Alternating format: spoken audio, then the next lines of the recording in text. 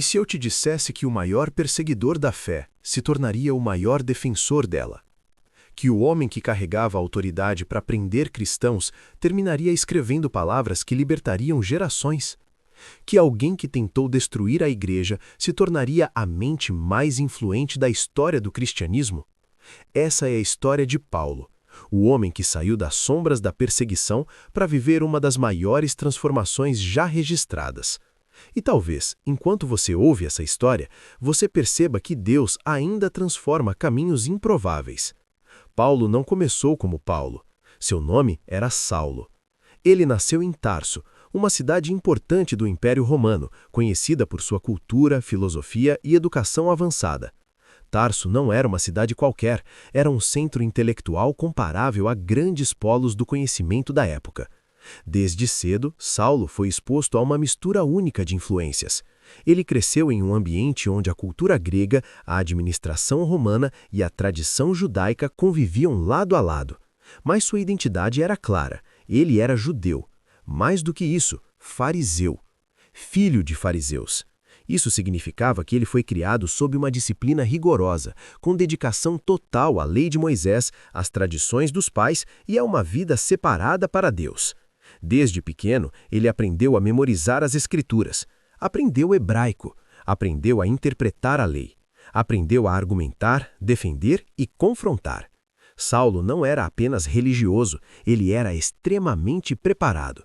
Além disso, havia algo raro em sua vida. Ele era cidadão romano. Esse detalhe mudava tudo. Enquanto muitos viviam limitados por sua origem, Saulo tinha direitos, proteção legal e acesso a territórios que outros não tinham. Ele transitava entre dois mundos, o religioso e o político, o espiritual e o estratégico. Ainda jovem, ele foi enviado a Jerusalém. Lá, estudou aos pés de Gamaliel, um dos mestres mais respeitados da lei judaica. Isso não era comum, era sinal de excelência. Saulo estava sendo treinado para se tornar um líder, um defensor da fé, um guardião da tradição. E ele levou isso a sério, muito sério. Ele não era apenas um estudante, ele era zeloso, intenso, radical. Mas havia um problema invisível. Ele conhecia a lei, mas ainda não conhecia o autor da vida. E quando o zelo não é guiado pela verdade, ele se torna perigoso.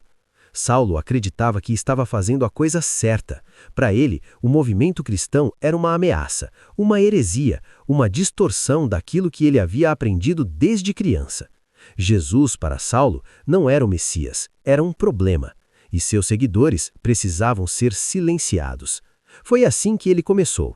Primeiro concordando, depois participando e então liderando. A Bíblia relata que quando Estevão foi apedrejado, Saulo estava lá, e mais do que isso, ele aprovava. Enquanto pedras tiravam a vida de um homem inocente, Saulo via aquilo como justiça. Depois disso, algo cresceu dentro dele, uma fúria religiosa. Ele passou a perseguir cristãos com intensidade. Entrava nas casas, arrastava homens e mulheres, destruía famílias, levava pessoas à prisão, mas isso ainda não era suficiente. Saulo queria ir além. Ele pediu cartas, autorizações oficiais do sumo sacerdote, documentos que lhe davam poder para ir até Damasco e prender qualquer pessoa que seguisse o caminho de Cristo. Ele tinha tudo: autoridade religiosa, permissão legal, convicção interna. Ele acreditava que estava servindo a Deus, mas estava completamente enganado. E foi no auge da sua certeza que Deus interrompeu seu caminho. No caminho para Damasco, tudo mudou. Uma luz vinda do céu, mais forte que o sol do meio-dia, o envolveu. Ele caiu ao chão, e então ouviu uma voz: Saulo, Saulo, por que me persegues? A pergunta não era apenas uma pergunta, era um confronto. Ele respondeu: Quem és tu, Senhor? E a resposta ecoa até hoje: Eu sou Jesus, a quem tu persegues. Naquele instante, tudo desmoronou. O homem que pensava servir a Deus descobriu que estava lutando contra ele. O perseguidor encontrou o Cristo. Saulo ficou cego. Aquele que achava que via claramente, agora não enxergava nada. Durante 3 dias, ele ficou sem visão, sem comer e sem beber. Era mais do que cegueira física, era um processo interno, de quebra, de reconstrução, de transformação. Enquanto isso, Deus fala com Ananias, um discípulo simples, e manda que ele vá até Saulo. Ananias hesita, afinal, aquele homem era conhecido por perseguir cristãos. Mas Deus responde: "Este é para mim um instrumento escolhido." Quando Ananias chega, algo poderoso acontece. Saulo recupera a visão. Mas mais do que isso, ele ganha uma nova identidade.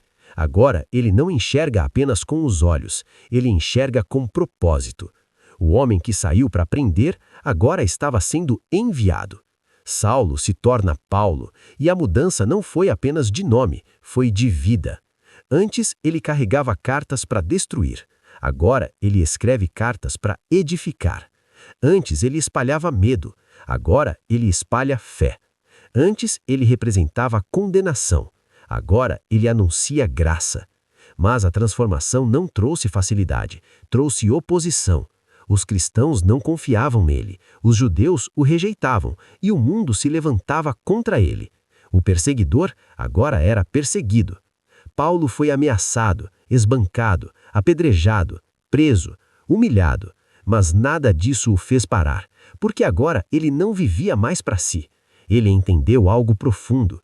Ele não era mais prisioneiro de sistemas, nem de homens. Ele era prisioneiro de Cristo. E foi assim que começou sua missão. Paulo iniciou suas viagens missionárias. Ele atravessou regiões inteiras do mundo antigo. Passou por cidades importantes como Antioquia, Éfeso, Corinto, Filipos e Roma. Em cada lugar, ele enfrentava resistência, mas também plantava algo eterno. Ele não apenas pregava, ele estabelecia igrejas, formava líderes, ensinava doutrina, corrigia erros, confrontava pecados e levantava uma geração. Paulo enfrentou perigos constantes, naufrágios, fome, frio, traição, rejeição.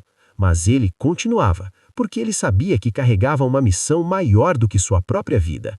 E quando não podia estar presente, ele escrevia cartas que atravessaram séculos, cartas que hoje formam grande parte do Novo Testamento. Romanos, Coríntios, Gálatas, Efésios, Filipenses e Colossenses. Ele não andou com Jesus durante o ministério terreno, mas foi o que mais escreveu sobre ele. Porque intimidade não depende de proximidade física, depende de revelação. Paulo tinha cidadania romana. Isso o protegia, isso o diferenciava. Mas ele entendeu algo maior. Ele se tornou cidadão do céu. Ele declarou: "Para mim, o viver é Cristo e o morrer é lucro." Essa frase não era teoria, era realidade. Mesmo preso, ele continuava livre. Mesmo limitado, ele continuava influente. Mesmo em cadeias, ele ainda mudava o mundo. O homem que antes prendia, agora estava preso. Mas a mensagem não podia ser aprisionada e continua ecoando até hoje. A história de Paulo nos mostra algo poderoso. Deus não escolhe os perfeitos, ele transforma os improváveis. Ele pega quem está no caminho errado e redireciona para um propósito eterno. O perseguidor virou apóstolo. O religioso encontrou graça. O homem da lei descobriu o amor. E talvez, assim como Paulo, você também esteja em um caminho que parece certo, mas ainda não encontrou o verdadeiro propósito. E quando esse encontro acontece, tudo muda, tudo se transforma, tudo ganha sentido.